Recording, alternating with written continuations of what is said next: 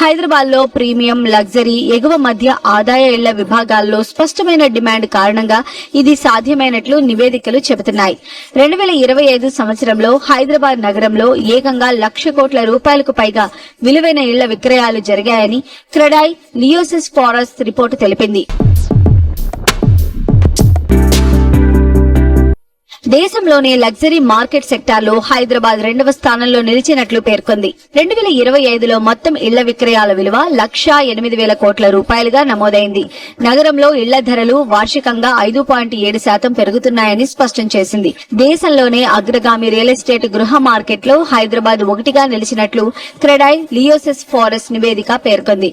హైదరాబాద్ ప్రధానంగా IT, business hub కావడంతో సొంతిల్లు కొనేవారికి, పెట్టుబడిదారులను ఆకర్షిస్తోందని నివేదిక వెల్లడించింది. ఐటీ, బిజినెస్ హబ్ల విస్తరణ, మెరుగైన మౌలిక సదుపాయాలు, బలమైన ఆర్థిక పునాదులే హైదరాబాద్ వృద్ధికి ప్రధాన కారణంగా పేర్కొంది. దీంతో దేశంలోనే వేగంగా వృద్ధి చెందుతున్న రియల్ ఎస్టేట్ మార్కెట్లో ఒకటిగా హైదరాబాద్ నిలిచింది.